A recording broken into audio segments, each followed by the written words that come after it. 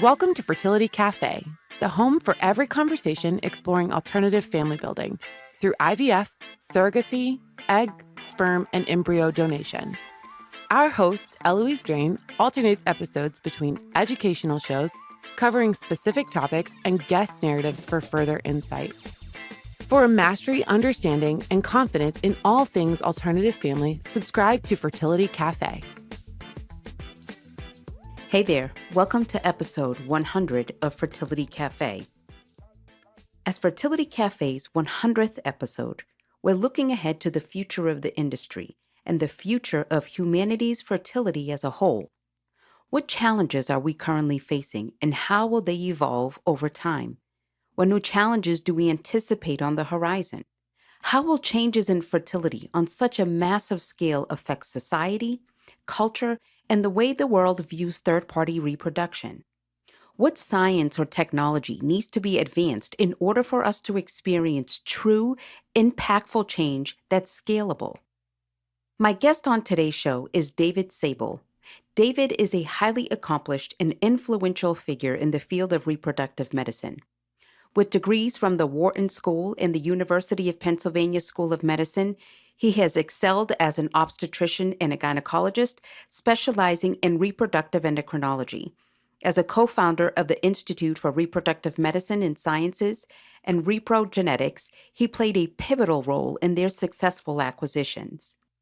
He is a respected educator, teaching at Columbia University and delivering lectures on healthcare investing and biotechnology business development at renowned institutions.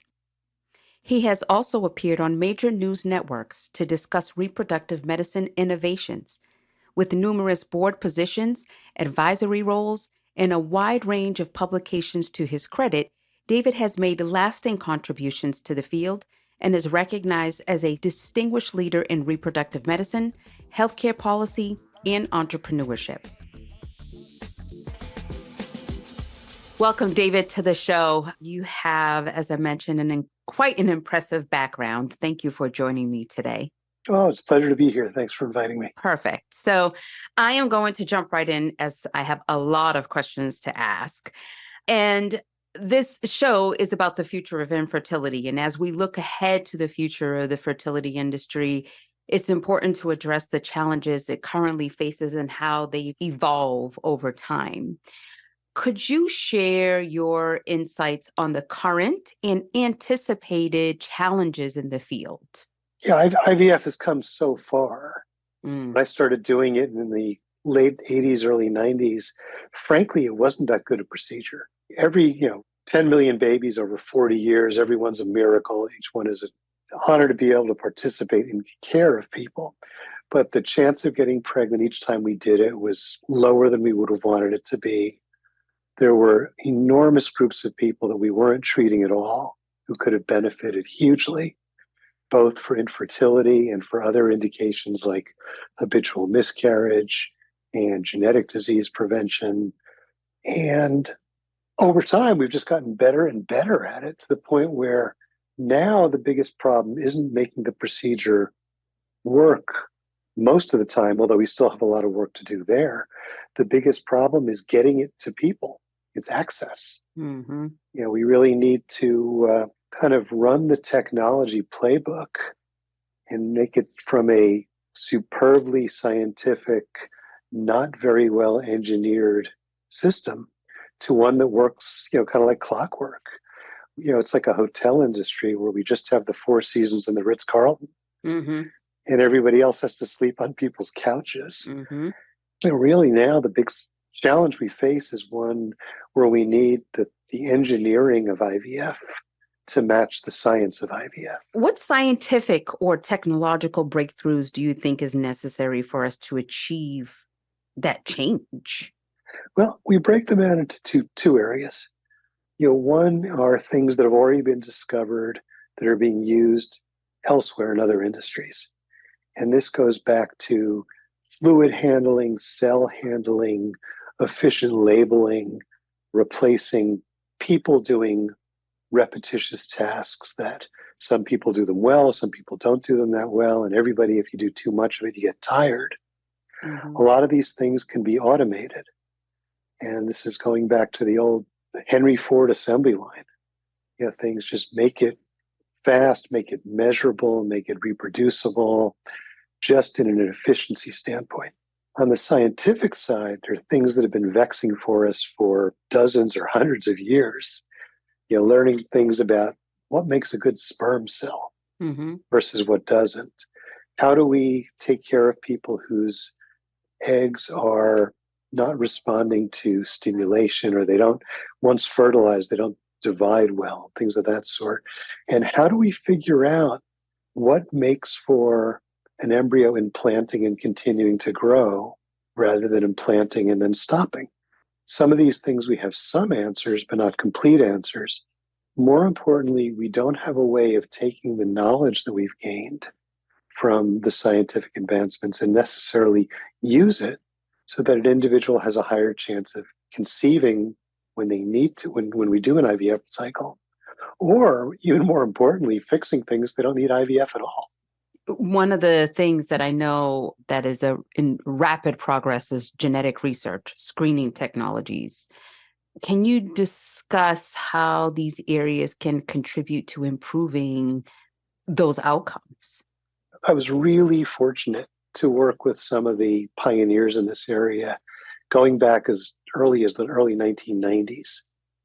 And when we first started doing IVF, we would kind of put the sperm and the egg close to each other and hope for the best. And once fertilization happened, we didn't touch the embryo. We thought, that's sacrosanct. You don't touch it because you don't want to mess it up. And then over the years, we found that we actually could be quite aggressive in doing things to the embryo to help it implant. The embryos being for the fertilized egg, helping the embryo implant. And then we kind of made this breakthrough where we found that we could remove a cell from an embryo and get genetic information from it.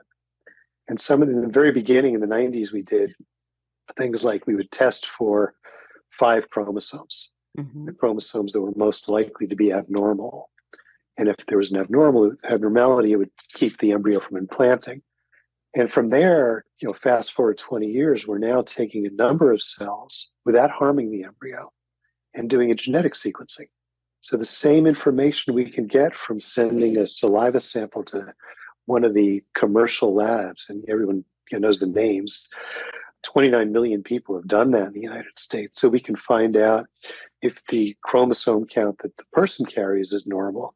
We can find out if they carry a risk for a genetic disease, cystic fibrosis, sickle cell anemia, spinal muscular atrophy.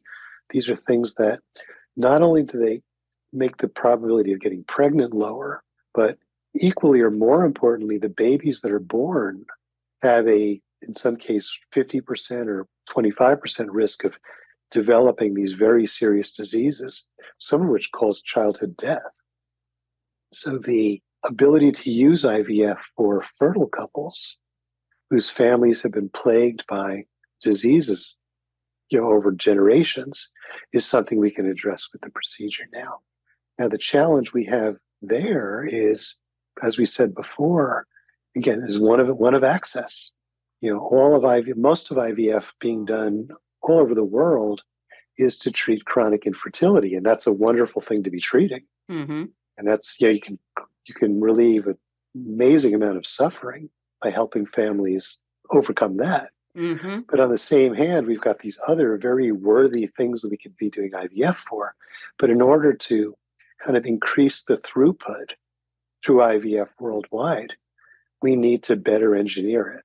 I'll give you some numbers.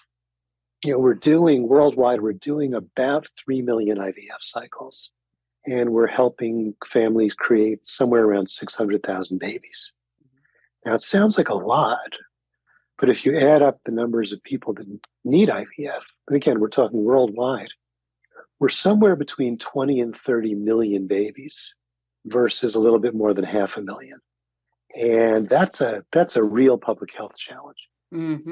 So what can the fertility industry and the policy makers do to join forces? Because obviously this is a significant issue not just in the fertility industry, but as you mentioned, the world as a whole. And especially with the US, we know that insurance covers nothing, pretty much. The majority of insurance companies cover nothing when it comes to fertility care. So what can we do? Like, what is an effective way to collaborate with these policymakers so that it's beneficial for everybody? That's a great question. When we started mapping out the world of IVF innovations, so we're back around 2015, we came to the conclusion that the best way to deal with policy is to make it as easy as possible for them, so that it's not only a good decision for public health reasons, it's not only a good decision for relieving suffering, but it also makes a lot of economic sense. And the way we do that is also the way we address just the mechanics of making it possible to do 20 or 30 or 40 million cycles a year instead of 3 million. So the first thing we wanted to do is we wanted to automate and standardize things as much as we can. And here we're just following the technology playbook, the same thing that went from nobody owning a computer in the 1980s to everybody having one in their pockets 30 years later. Standardization, automation, driving costs down, making things as efficient as we can in terms of innovation and manufacturing. Second thing we needed to do, which is very specific to IVF, is we need to make the data tighter. The best IVF clinics in the world are right now here in the US.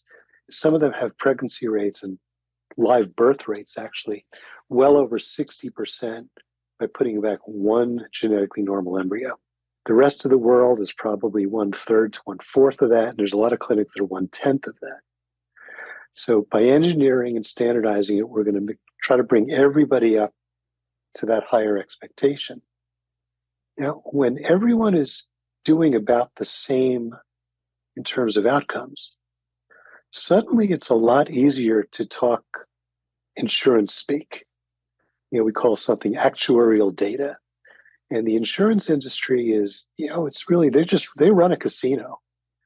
When you go to a casino, the casino knows exactly the odds of every blackjack hand and every poker hand and the likelihood of a payout every time someone pulls the arm on a slot machine. Well, the insurance companies use similar logic in order to cover an enormous number of people for something that a relatively smaller number will need. So with IVF, one of our goals is so that nobody has to pay for an IVF cycle if they don't have a baby. Back in the 90s, some of my patients used to say, no baby, but broke. And that should be an unacceptable outcome. So when you talk to people in the insurance industry and also people in the government policy side, the currency that they need is expectations. They don't want a lot of surprises. If you give them numbers that they can predict outcomes with very accurately, they will be more than happy to underwrite the financing of IVF for the world. People have used the argument for decades that, nobody wants to cover IVF because it's not a disease, or infertility is not a disease. Well, to me, that's kind of a fruitless argument. Mm-hmm. It's suffering. It's something that people need access to, so let's find a way to bring it to them. And insurance companies cover car wrecks. That's not a disease either. Correct. But they do know for a given population of millions of people and a given number of cars what the expectation is in terms of accidents and damage and liability and things of that sort. They feed them into their actuarial equations, which are, frankly, not all that sophisticated. And if they start with good data, they can very efficiently provide coverage. Similarly, governments can look at those data and they can say, okay, here's the amount of cost that we're opening ourselves up to. And here's and they can also model things like population shrinkage and people having children, those children growing up, becoming productive members of the economy. It all sounds very dry, but that's kind of that's the language we need to speak in order to get policy people to take this all seriously. Luckily, right now we're kind of in this pivotal stage of IVF where the engineering is catching up to the science. The data will become actuarial. It'll become the type of numbers that will go to an insurance company and they'll say, okay, we're comfortable with this. Now we can talk. And our own attitude was if the insurance companies or the insurance industry is reluctant to take this on, well, we'll just start one ourselves. We have seen over the past 5-6 years a number of companies that are looking to administer infertility and IVF coverage for big employers. And they're actually finding that the employers are very welcoming to that because they find that offering coverage for IVF and infertility is good business, really helps in recruiting workers, helps in retaining workers. So, and this is not just Google and Microsoft and Facebook. Right. Walmart is doing it, Starbucks is doing it. So I think we're going to see a lot more on the policy/macro side of people getting involved in this. What do you think, though, about, unfortunately, we're in a very political divide in this country. And what do you think about the ethical concerns and the dilemmas that arise with people's views on science and creating embryos outside of the body, and scientists are trying to be God and all of these things. And then that kind of really evolves into even the political arena and how that can effectively be navigated. That's such a great question, and something we've been dealing with since the first IVF baby was born in 1979. The kind of major question of IVF, good or bad, and creating an embryo outside the body. That's one where, thankfully, that ship is sailing pretty quickly. As we're up to 10 million babies now, and even the people that have been most critical of in vitro fertilization as a procedure, most of them find themselves only 1 or 2 degrees of separation from a baby that was born from that technology. And that's a pretty convincing argument. It's like what's the joys, the miracles of having children, creating a family are, they kind of speak for themselves. And you find that people that have theoretical concerns in an abstract sense, when faced with someone in their family not being able to have a child without the procedure, somehow they seem to be pretty well convinced. Mm-hmm. Yeah, I was really privileged to be on the board of directors of Resolve for a number of years. Resolve is the patient advocacy group that does just a fabulous job in speaking for people trying to have families that have difficulties. Over the years, there have been a number of laws that were proposed in state legislatures that would limit access to IVF or limit the ability to do IVF. And they find that really with just for all the good reasons, just education. Mm-hmm. Here's what IVF is all about. Here's the number of people that are affected. Here's what it does. Here's our experience with it. And again, being able to point to the 10 million babies that have been born worldwide, it's been an extremely effective, call it lobbying, call it education, whatever it is, but it's been very effective in kind of swaying or getting people to look at it in a much more favorable light. If their initial reaction was, oh, that's kind of strange, that's kind of unnatural, and they feel an aversion to it. And it's been really kind of a positive experience for whom it's so important to talk to people and see that they, once that they see the human face of it, it tends to often change the way they look at it. I mean, we're sitting here talking about all of these changes and all of the care and the new technology, but we also know, though, that there is a shortage of reproductive endocrinologists and the people who are able to hopefully try to make this possible. Embryologists, there's a shortage of reproductive endocrinologists. How do we as a society really combat that, especially given the recent statistics that the health organization came out that 1 in 6 people are dealing with infertility. Now, I don't know how accurate that is or how vast their study was, but it's still a very telling number given when I got into this industry 23 years ago. I think it was like 1 in 16 or something drastic, that when you go from 1 in 16 to 1 in 6. The numbers are very difficult to pin down. I guess the way I look at it is that whatever the number is, it's a lot. Mm-hmm. If it's 20 million babies worldwide a year, if it's 15 million babies, that's an awful lot. It is. So so we do really have a kind of a need to increase the ability to access treatment for it. The way the way we look at it is, we did a very formal, again, I'm going to sound like a real wonky here, kind of an input-output analysis. Looked at every step of the journey from a woman just, discovering she's having a hard time having a child or having a healthy child, and all the steps you need to do to be treated and be on the other side of that. And we identified about approximately 30 inefficiencies that were just organically keeping the industry from growing. Even if we had, let's say, overnight, we just passed a law, IVF is free. Well, that doesn't mean we'd be creating 20 million babies the next day, because we need to establish a way to have the procedures done, have them done well, and make the type of thing that you can do. A patient loses access to something like IVF for 3 reasons. One is she can't afford it. It's just too expensive. Second, it just takes too long to do. And the third is that the life disruption is too big.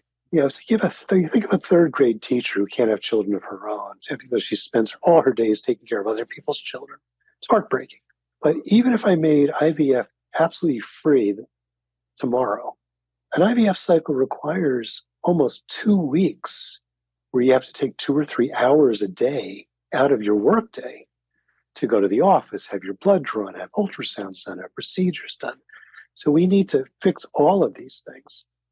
And that is, again, kind of the tech playbook.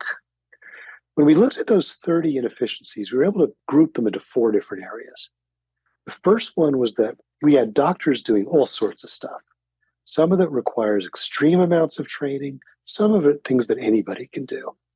And I can be very critical of this because I was one of those doctors.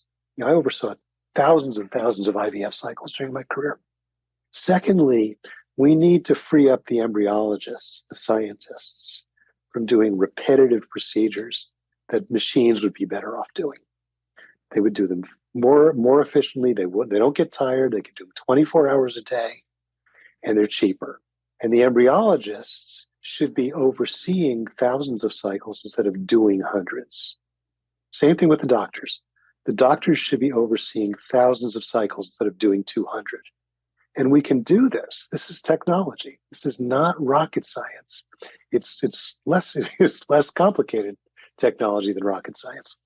Thirdly, IVF has grown up, so the procedure is done in these big, expensive laboratories. And there were really good reasons that it grew up that way.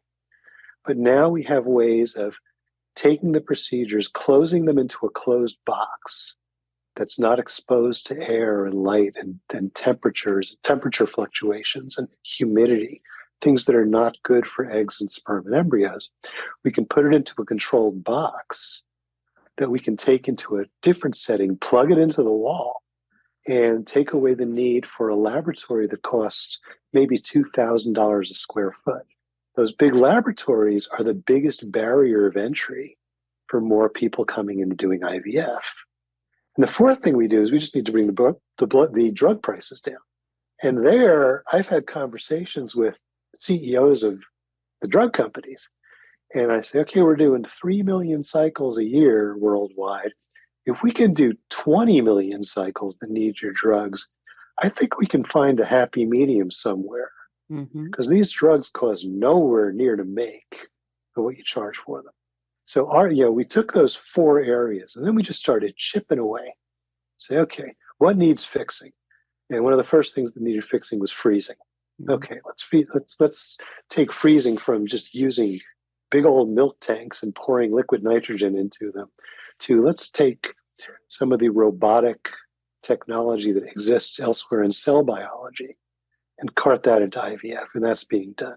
Then we said, all right, well, what do we do about all these blood tests that people are getting done every single day? They've got to, our third grade teacher, she's got to drive to the IVF clinic, sit there in the big waiting room, wait to have her blood drawn, have her blood drawn, drive back, maybe have to deal with traffic.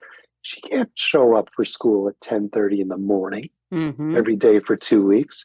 So what if we could replace those blood tests with, she sits down, pardon the expression, she pees in a cup, puts a little dipstick into the cup. The dipstick talks to her phone. The phone sends the results to the cloud.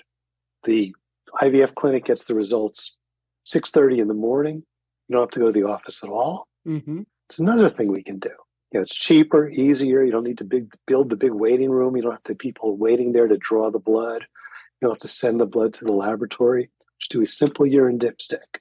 Now, if we address all 30 of those little bottlenecks with solutions like this, and then we tackle the next 30, and we bring the cost of IVF way, way down. And at the same time, when we automate this stuff, we start getting things that we can measure out of the automation. That tells us why one clinic has a 60% pregnancy rate, one has a 16% pregnancy rate, and we teach the clinic with the 16% rate how to get up to the 60. But do these technologies already exist, or is it something that we still have to go and create? All of the above. Okay. Some of them are in the marketplace now. Yeah. And they're making their way in.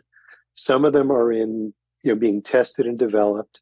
And some of them are kind of in waiting because other technologies need to be developed alongside of them. For example, once we close up the laboratory work that goes from retrieving the egg to freezing the egg, and we put that into a suitcase. I'm being a little facetious, but we put it into a suitcase, plug it into the wall, and then we retrieve the eggs, and the eggs go right into this machine. So we can take that all out of the laboratory. And if I'm running a big IVF clinic, and I've got this $2,500 square foot laboratory that's working at capacity, so I can't take any other patients, maybe I can take that suitcase and stick it in the procedure room that costs $200 square foot to build. Or maybe I could put it out into a satellite clinic closer to where my third grade teachers live, so they don't have to travel out to the IVF clinic in a big city. Or maybe I can contract with a big OBGYN group that doesn't have an infertility specialist. And to be honest, there's nothing technically that difficult that a reproductive endocrinologist does that a well-trained OBGYN or surgical assistant or midwife can't do. That the reproductive endocrinologist should be overseeing. Let's get them off the shop floor and get them up and doing executive function, overseeing thousands of cycles. We can move that suitcase, that lab in a suitcase, into the procedure room in the IVF clinic pretty easily. We can do it out to their satellite office that has a doctor, a reproductive endocrinologist rotating through every once in a while. To get it out to the OBGYNs and the other group, there we need like some support software, things of that sort. There we need to kind of bring in artificial intelligence to crunch through all the lab numbers and all the hormone levels that the urine testing generates to help tell them what to do so that the reproductive endocrinologists don't have to flip through tens of thousands of charts each day and all these lab tests. Now, this is all doable. And frankly, there's 24 companies worldwide that are working on perfecting artificial intelligence use within the IVF field. It's kind of grown up organically. It's like we think of Silicon Valley and computers and things like that. Same kind of ecosystem exists in life sciences and very much so in IVF. So this stuff is happening. Of course, it's not happening fast enough. Of course. It never does. That's something that always bothered me as we were developing new technologies in even the 90s and early 2000s. I always kind of went to sleep a little bit unhappy at night, knowing that there's people that tomorrow they're going to lose their ability to use this stuff. And, they can't wait till next year. But, nice thing is now it's working a lot faster than it used to. The pace of innovation is going a lot faster than it used to. I mean, we're talking about innovation, millions of babies being born by IVF, but we also need to probably incorporate in the conversation third-party reproduction, because in some cases, this is not going to be possible for many without the assistance of third-party reproduction. But we also know now that there's a shortage of gestational surrogates or carriers. There is, in some instances, shortages of donors or, lack of women who want to go through that process of becoming an egg donor. I mean, it's a lot to go through for your body. You want to help somebody, but it's just like, I don't want to have to go through that process.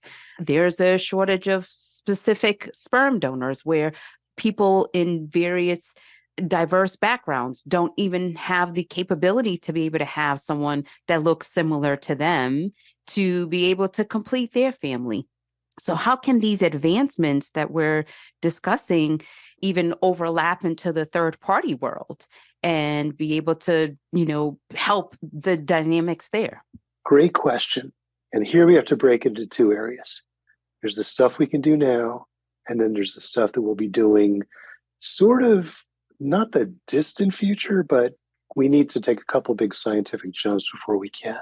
Now, the virtuous part about the stuff we're doing now, which is just the kind of boring engineering to make it easier to do an IVF cycle, make it easier to do an IVF cycle closer to where you are, and to just increase the number of people that can go through safely and effectively and have a, least bad experience. Nobody thinks of IVF as a good experience, but trying to make it at least tolerable. Each of those makes it easier to do a donor cycle as it is to a non-donor cycle. Makes it easier to take the process of being able to donate eggs closer to where you live. One of the problems with IVF in general, for no matter how you do it, is it's really centralized in big urban centers. It's like, I'm in New York and you can't, there's an IVF center next to every Starbucks, it seems. It's like it's very, very accessible, which is great if you live in New York. If you need egg donors in New York, it makes it easier for the egg donors that are in New York. But if you're an egg donor, potentially, even if you're something that you are willing or want to do, if you're living in a rural area, then it's really difficult. You can't, there, it's not even a matter of driving back and forth for an hour or two each morning. It's you got to literally move somewhere for a good period of time. So all the technologies that we're developing now to make IVF more effective, make it work better, and make it more accessible, both in terms of being more inexpensive and closer to where the individuals are, that's all going to help. That's going to help a lot of the donor community. Even on the male side, there are some men who would be appropriate donors who their sperm doesn't freeze well. So they can only do it fresh. If you do it fresh, you've got to be there where it's needed to do the fertilization. So moving IVF closer to individuals, make it more geographically diverse, helps the entire third-party IVF part very, very well. Now, that said, there is a limited number of people that will donate eggs, donate sperm, or even more limited, who will act as a surrogate. Mm-hmm. Even for surrogacy, if we can bring that process closer to where they are, that's a help. But that's probably going to be the toughest one. It's a 9-month commitment. It's a pledge to, live in a healthy way. And the surrogates that we've met are just, what wonderful people. On the same hand, it is a relatively small number of people. I don't know if we're ever going to get to the point where we don't need to, we're going to be incubating babies to maturity out of the body. That's still right now in science fiction. But one of the things that we started seeing just the past few years, it absolutely amazed me, which I didn't think we'd ever see, was effective uterine transplants, which just blew me out of the water. Like, I try to think I'm pretty open-minded and there's nothing I think can't happen. Well, hats off to the people, and I believe there were scientists in Sweden that did the first cases, but they're being done, in limited places all over the world now. You can take a uterus from one person, transplant it to someone else, and that person can carry a healthy baby. I to me, that's something I never thought I would see in my lifetime. Will it become routine? I don't know, because it's still in its very early stages. But that is something that, if we can get it to being a cost-effective and uniformly safe intervention, that could be an enormous step forward for everyone. Now, on the egg and the sperm side, we are working with technologies like stem cells that will allow us to either exactly or functionally recreate eggs and sperm. Now, this also sounds like science fiction, but we will get there. It's something that is going to, there's going to be a lot of hurdles, scientifically, technically, and then very much so in the regulatory sense. We have to figure out just how do we safely start making human embryos that may turn into babies, and know that we're confident enough that we're not doing harm in order to get there. But that is something where the scientific tools are there. We just have to do it methodically, carefully, ethically, and in a way that, again, does no harm. But these are things that will become available to us at some point in the future. Now, the growth of using egg donation since IVF was invented has been really remarkable. And the best way that we've scaled that so far is that the number of eggs we need for each baby born is much lower.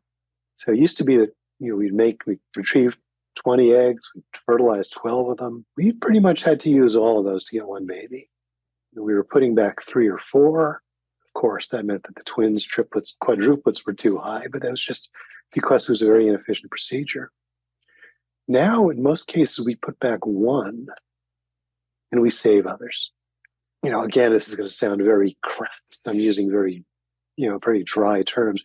The yield for each time we retrieve eggs is much higher. And, I recognize that these are very painful things that we're treating, and we're really meeting an enormous need for people. I always hate pulling out engineering and accounting terms, but we need to do it. If we want to do it effectively, not only do we have to be good, compassionate doctors, but we need to be good scientists and good engineers to make all this happen. So both on the egg side, the surrogate side, the sperm side, just by making IVF work better, make it more efficient per egg or embryo created, making the probability of giving people that would want to be surrogates or donors, make it easier for them to do so, and inventing new stuff, the same way we invented an ability to transplant uterus over recently. We'll find other ways to do that as well. Very long-winded answer to your question. No, but it's great. I'm so fascinated. This is great. My last question is, I'm going to have you peer into the future. Okay. In 20 years from now, what do you hope will have transpired from this conversation to, 20 years where hopefully I'll be talking to my grandchildren about all the technologies and advances in this field? Well, hopefully, in a way, IVF will be boring. Hopefully, it's like when we sat down to map all this out, we said, okay, what do we want the system to look like? Well, first, we want it as ubiquitous and as available as dentistry. So if you need it, it's there and it's close to you. So it's like you don't have to try. It's just not a remarkable thing to have to do. Secondly, we want the outcomes to be the same no matter where you go, so that everywhere you go, there's a level of certainty. It may not be 100%, but we'll be able to tell you exactly what the likelihood is. You're not going to have to, do tremendous amounts of work to try to find where you should go. You should have that confidence that it's being done to a standard of care that really works no matter where you go. Something like laser eye surgery. Mm-hmm. It's not a perfect procedure, but Mm-hmm. when it was first introduced, there's a little operator dependency there. Now it's pretty much plug and play. Thirdly, we want it to be affordable in two ways. We don't want not being able to afford to do IVF a barrier to having a family. It's just too important. It's one of the if you're hungry, there's always a place to go to at least not be hungry again. Mm-hmm.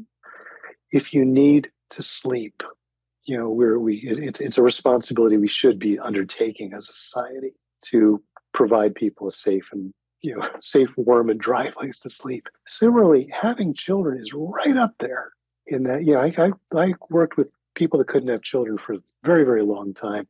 And this is not consumer discretionary, as we say in the business world. This is true healthcare. So you don't want the affordability of an IVF cycle to keep anybody from having a family. The other part of that is we get to a point where you're paying for an outcome. You shouldn't be buying IVF cycles that don't work. And again, this comes down to risk management. It's like IVF, and this isn't because anyone's evil, but the way IVF grew is like you pay for an IVF cycle. And if it worked, great. If it didn't work, well, unfortunately, it was a knowledgeable consumer decision that you made. But the problem was that limited IVF to a tiny percentage of the people in the world. That's not fair. It's like IVF hurts no matter who you are. If what neighborhood you live in, if your ancestors came from Northern Europe or from somewhere else. And unfortunately, it's been very much one demographic that's had access to IVF. So let's change that. And let's change it so it's close to you, it's affordable, and you don't feel that, it's a lot of people, even if they can't afford IVF or to do an IVF cycle, don't want to do it because that kind of optionality, the unfairness of paying and coming up with nothing is just something they just can't face. So let's take that off the table too. Years ago, I remember talking to somebody and saying, well, it's a big deal. It's like IVF. It's like, what is it? Cost of a small Toyota? And I say, well, frankly, not everybody can afford a small Toyota, but even Correct. if you can, if you walk into a Toyota dealer with $17,000, I think that's the cheapest sticker price, you will drive out with a Toyota. If you pay $17,000 for an IVF cycle, you're getting a chance of having the cycle work. A lot of people, even if that $17,000 is sitting in their bank account, don't want to spend it and come away with nothing. So let's risk manage that. Let's pay a little bit more when it does work so that nobody pays a tremendous amount for nothing. So these are kind of the three pillars of what we saw, what the future IVF world should look like. It's available everywhere. It works at the highest level everywhere. And you don't pay if it doesn't work. And that's what I'd like to see. You said 20 years. I'd like to see it before then. But if it's 20 years, okay, we'll settle for that. But let's see if we can do that in 10. That would be amazing. I mean, that would just be amazing. And we're sitting here talking about, all of these abilities. The other thing about if we're not reproducing, the people that are here will eventually die away. If we're not repopulating, who's going to keep the world going? That's a really good question. We studied that over the past couple of years. There are 4.2 million 32-year-olds and about the same amount of 33-year-olds and 34-year-olds. Most babies in the U.S. now are born to people over 30. Well, last year we made 3.7 million babies. That's a big difference between the people that are making the babies and the number of babies we're having. And in some cases, people don't want to have as many children. That's an individual decision. That's okay. But most of that is because they're waiting to get pregnant until later in life, which is a rational decision. And the chance of having a child each time you try to get pregnant in your 30s is a heck of a lot lower than it is in your early 20s. Mm-hmm. We looked at the 16 biggest economies, the best developed economies in the world, and looked at what's called the total fertility rate, the TFR, which is the number of children a woman has during her reproductive lifespan. And population replacement is 2.1. That's the magic number. You'd think, well, 2, because you're replacing yourself and your partner. Well, the 0.1, unfortunately, is because of childhood mortality. So if we have to be 2.1, every one of those 16 were below that. In some cases, very below that. And if you multiply the difference between your TFR and the 2.1 times the population, you come up with the yearly population deficit. You add those 16 countries up, 10 million babies per year that China and the United States and Japan and a lot of countries all over the world are not replacing the current populations. And, you asked a very good question. Well, in countries like Japan, Taiwan, South Korea, there's a very major problem in that who takes care of the people as they get older? Who provides for the economy to support people as they leave the economy?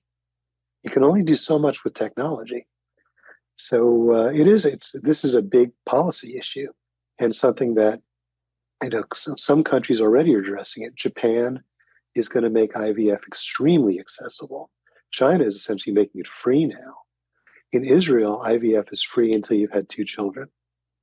In Belgium and Sweden, IVF accounts for 10% of the babies that are born. In the US, it's about 2%. So there's a lot of ways, a lot of country variation that's going to be needed to have creative solutions to address this new, like we look at it from the point of view of families that are trying to, fill an enormous void in their lives. But from a policy standpoint, if I'm thinking, what's the United States going to look like 15, 20, 25 years from now? I'm concerned about how we keep our population healthy, growing or at least stable. And there's only 2 ways to do it, have more babies or increase net immigration. And I happen to be a big believer in the benefits of immigration. But unfortunately, it's something that a lot of people aren't too enthusiastic about. So, okay, if you're not going to do it that way, let's address it in terms of the population we have now who are not having children that they want to have. You really nailed an enormous societal question with that question. Yep. Wow. David, thank you so much for your time in this discussion. I knew when I saw you at the conference, I was like, that's who has to talk to us on the 100th episode about the future of fertility. So it has been my pleasure to have you join me today. Oh, what a privilege it was to talk with you. And I'm happy to answer your questions anytime. Thank you so much. Take care now. Thank you so much for listening. If you found this episode helpful, please rate Fertility Café on your favorite listening platform and share this episode with anyone you think could benefit from hearing it. Tune in next week for another amazing episode on Fertility Café. Until then, remember, love has no limits. Neither should parenthood.